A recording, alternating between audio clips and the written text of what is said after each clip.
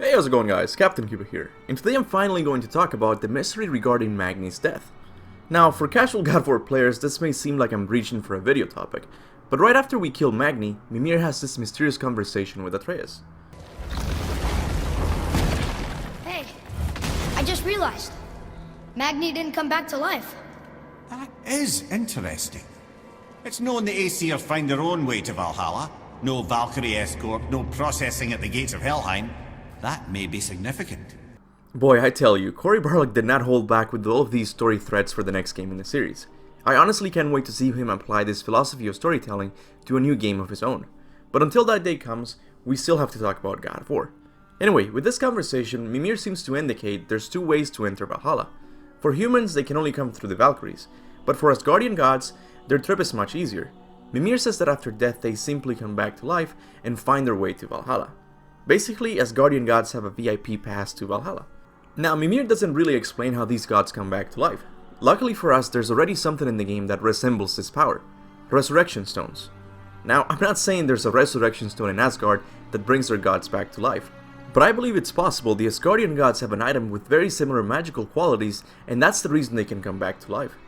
Assuming this theory is correct, I have to make another theory as to why this resurrection item is not working, which results in Magni staying dead. And that's where I believe Odin comes in. I believe Odin has broken or disabled this resurrection item for fear that it might bring Kratos to Asgard just in case he dies. I believe his fear is justified since Kratos destroyed an entire pantheon years back. So the last thing Odin would want to do is bring Kratos to Valhalla, which is located in Asgard, the realm he rules over. But how is this even possible? Odin doesn't know about Kratos, right? Well, he's never had a conversation with him or even know much about his past. But he does know that an ashen and red tattooed warrior will play an important role in this unfolding story. When visiting Jotunheim with Tyr, Odin saw the murals depicting Kratos. Odin effortlessly set the details of the tapestries and triptychs to memory. The final triptych was the most remarkable, as he had not yet heard this tale foretold. He glimpsed the visage of an untamed warrior, accompanied by his son, traveling towards a mountaintop. Odin was only able to spy this forbidden knowledge for a moment. He had been spotted by one of the council. His ruse had been discovered, and the alarm had already been sounded. Now, thanks to God of War lore and legends, we know that Odin and Tyr went to Jotunheim 170 years before the events of the game. After some years had passed since his visit to Jotunheim, Kratos on the other side of the world was victorious in defeating an entire pantheon. Odin must have heard about this warrior of legendary status and remember he saw him many years back depicted in the mural of Jotunheim. So once Kratos arrived in Midgard, his ravens informed Odin about it and he started to panic. Thinking that Asgard would suffer the same fate Greece did all those years back, he locked all entrances to his realm. This is why Kratos can't travel to Asgard using the travel room in Tyr's temple, or the reason why Magni didn't come back to life. Odin would rather have a dead grandson than have Kratos reach Asgard only to destroy it. Also, ask yourself this, why would Odin corrupt the Valkyries if they're the only means he has to grow his army in Valhalla?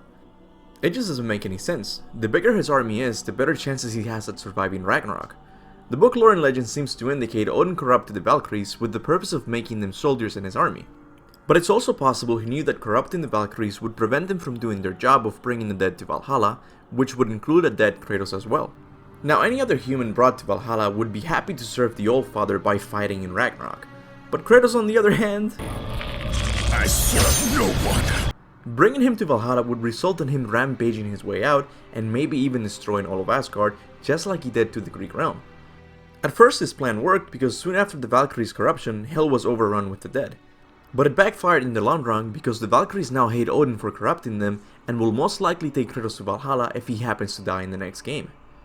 I know this theory requires a lot of unproven assumptions for it to work, like the Asgardian item that brings gods to life.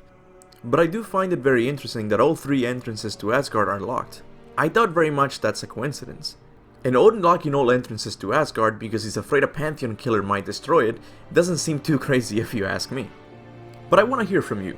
Why do you think Magni didn't come back to life? Whatever your theories are, make sure to leave them in the comment section below. As always, I want to thank all of my awesome members for their monthly support of the channel.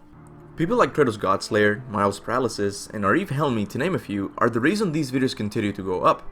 I would also like to thank all of my loyal subscribers for liking and sharing my videos. This channel would be nowhere without your help. And with that said, thanks for watching, and remember, go forth in the name of Ragnarok.